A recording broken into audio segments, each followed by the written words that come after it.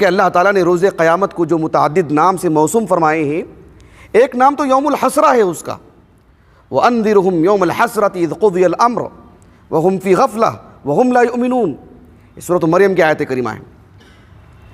مجھے اور آپ کو یہ نوبت نہیں آنی چاہیے اللہ کی عبادت کے کسی بھی جز میں، خصوصاً جس اعتبار سے میں اور آپ جڑے ہوئے ہیں تعلیم اور تعلم کے باب میں، اس میں حسد والی بات نہیں ہونی چاہیے کہ ہم نے اساتذہ سے پڑھا نہیں، یا کوئی استاذ یہ کہے کہ ہم نے جو ہے صحیح انداز میں فائدہ نہیں پہنچایا، ہم نے فائدہ نہیں اٹھایا ہے۔ ہم نے کسی کے لیے بھی یہ چوک نہیں ہونی چاہیے کہ اس کے لیے اس کی زندگی میں حسرت والی بات ہو جائے۔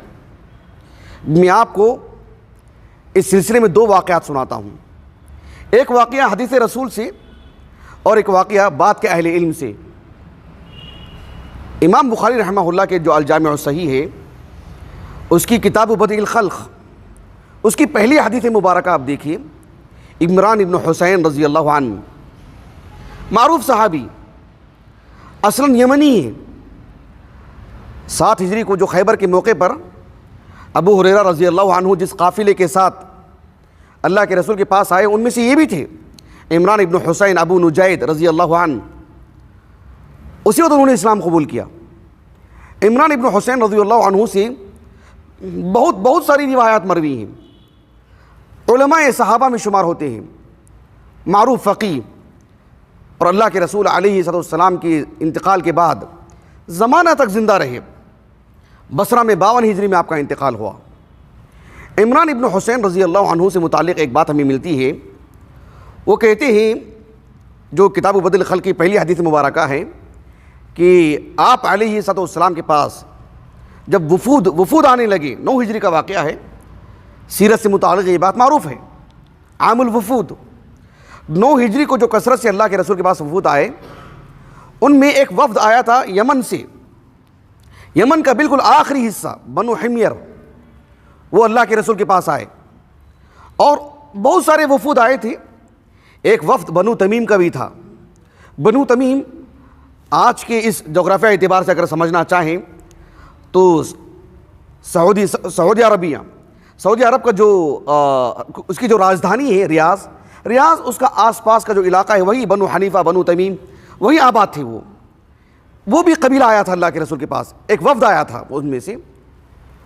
اللہ کے رسول علیہ السلام نے دونوں وفد سامنے تھے، بنو حمیر جو اہل الیمن سے تھا اور بنو تمیم، آپ علیہ السلام نے دونوں کو اسلام کی خوشخبری دی، اور بنو تمیم سے کہا کہ جو ہے آپ اس خوشخبری کو قبول کر لیں۔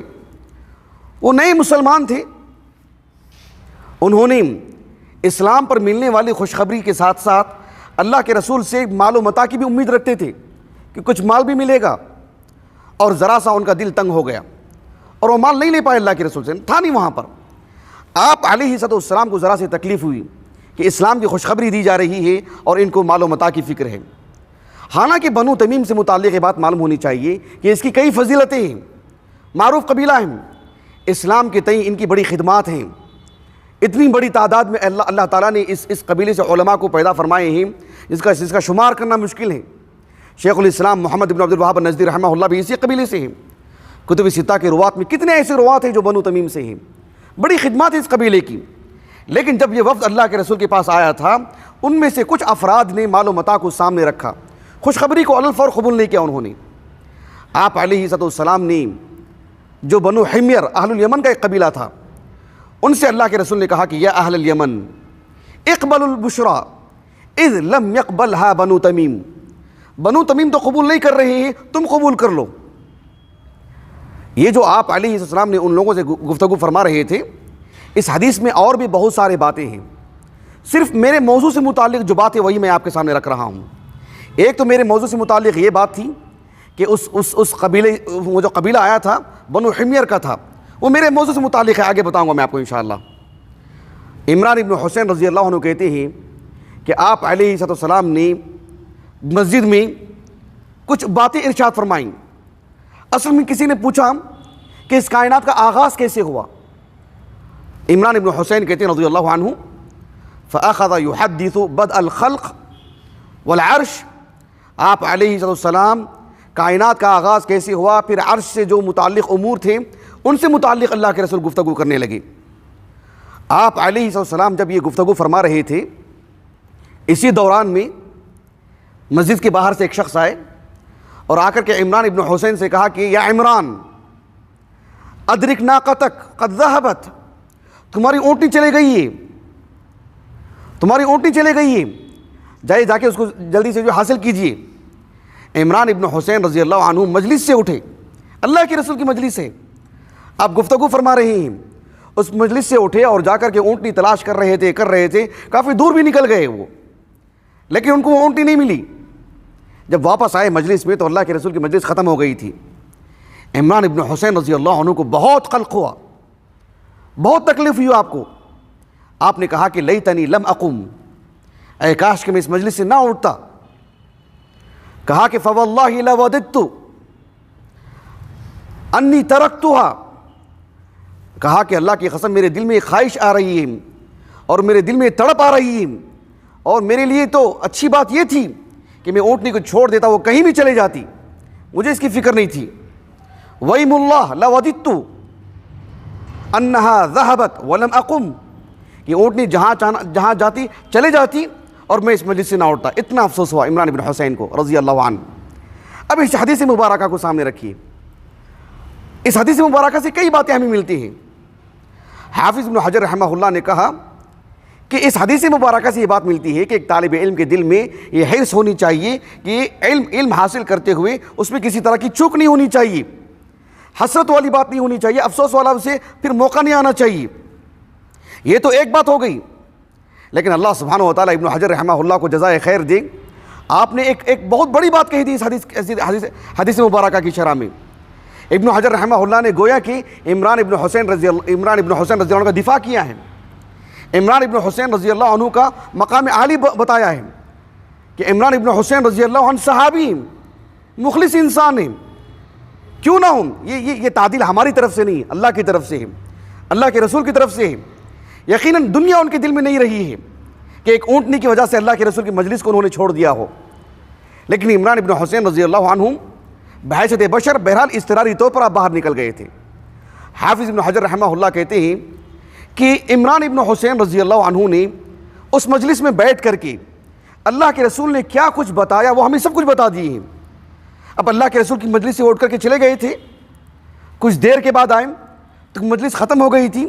اب ابن حجر رحمہ اللہ کہتے ہیں کہ میں اس کھوج میں تھا کہ عمران ابن حسین رضی اللہ عنہ مجلس سے جو اٹھ کر کے چلے گئے تھے، جانے سے لے کر کے جب واپس آئے تو مجلس تو ختم ہو گئی تھی، اس اسنا میں اس دوران میں اللہ کے رسول نے اور کیا کچھ کہا ہے جو عمران ابن حسین سے تو ہمیں نہیں ملتا ہے۔ آپ تو نہیں تھی مجلس میں۔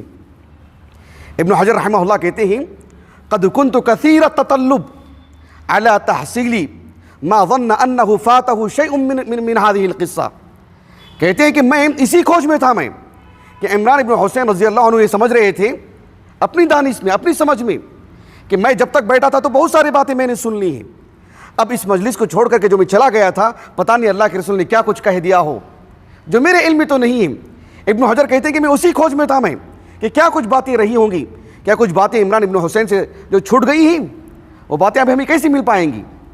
ابن حجر رحمہ اللہ کہتے ہیں وہ جو قبیلہ اللہ کے رسول کے پاس آیا تھا نا، وہ جو وفد آیا تھا، وفد قبیلہ نہیں تھا، وفد تھا، وہ وفد بنو حمیر، ان میں ایک صاحب تھے، ایک صحابی رسول، ان کا نام تھا نافع ابن زید الحمیری رضی اللہ عنہ۔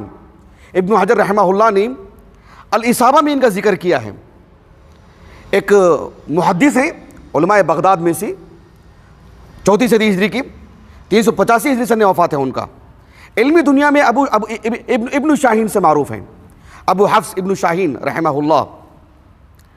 ان کے حوالے سے لکھا ہے ابن حجر رحمہ اللہ نے کہ نافع ابن زید الحمیری رضی اللہ عنہ وہ اس وفد کا حصہ تھے، وہ انہوں نے بھی اس مجلس میں اللہ کے رسول نے کیا کچھ باتیں بیان فرمائی ہیں ان سے بھی ثابت ہے۔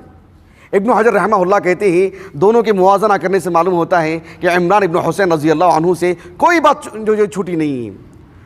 جب آپ گئے تو اللہ کے رسول کی مجلس تقریباً اسی وقت ختم بھی ہو گئی تھی۔ عمران ابن حسین رضی اللہ عنہ سے ایسا معاملہ نہیں ہے کہ حدیث کا کچھ حصہ آپ سے چھوٹ گیا ہو۔